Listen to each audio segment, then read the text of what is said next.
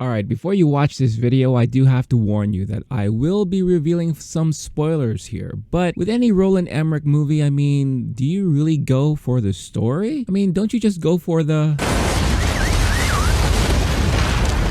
and the...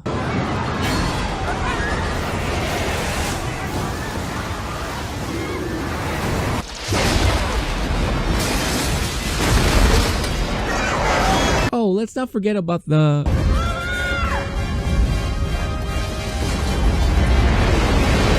so yeah, but anyway, you've been warned. Ready? Here we go! From the brilliant director who brought us classics like Independence Day, The Day After Tomorrow, and 2012, Roland Emmerich is back with Moonfall that pretty much combines all of these three movies into one, while borrowing a little something from Armageddon, but with a lot less Ben Affleck and Aerosmith. The moon is crashing into Earth, and we come to find out that aliens may be responsible. The Earth is slowly getting destroyed due to increasing tides, gravity, all out of whack, and we need to send up some brave folk to find out what's going on and put an end to it. So what's going on? It turns out the moon is actually a vessel that was built around a nova star. That's no moon. It's a space station. What makes it even better? The aliens who control this vessel are actually our ancestors and the reasons for our existence. They had to leave their own universe due to the rising tide of AI that could no longer take being told what to do, and decided to fight against them and wipe them all out. So just imagine Siri and your Amazon Echoes turning all on their owners and joining as one entity to wipe out all beings who control technology. Sounds pretty nutty, right? That might be the greatest sentence anyone's ever said. Haven't we learned from Terminator not to trust the machines?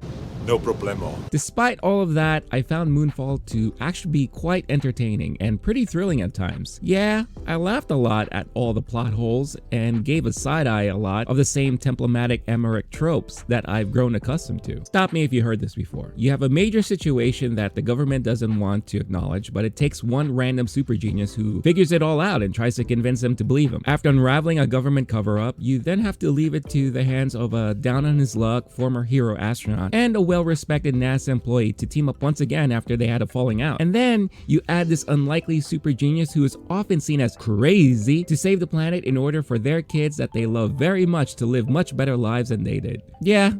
Sounds pretty familiar, right? I mean, who cares if things happen too fast in this movie that you can't believe that they were all able to figure things out as soon as they did? Who cares that while Earth is destroying itself and everybody who isn't a scientist in a short period of time understood the changes in gravity and the lack of oxygen every time the moon would orbit closer to Earth? And who cares that once again we see New York City getting completely demolished by natural events? Stop doing that! Haven't we been through enough already? And who cares that even though all the best parts were happening in space and on the moon, we still have to endure all the drama happening on the ground with the kids and other people that we barely know trying to survive while they hold dear to their hopes that their parents can save the world. I mean, we need some distraction and filler in between the cool stuff, right? You basically get what you expect from this movie.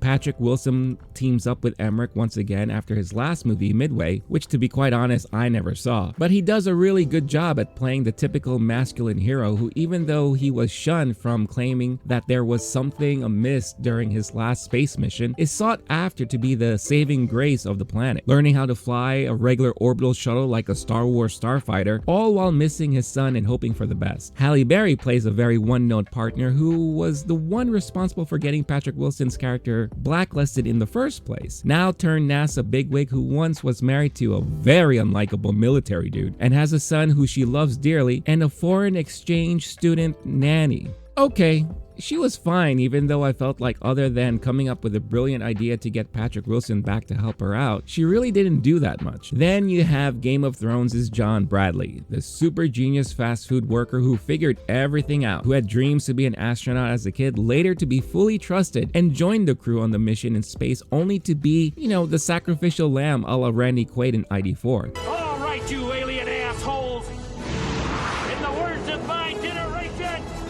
up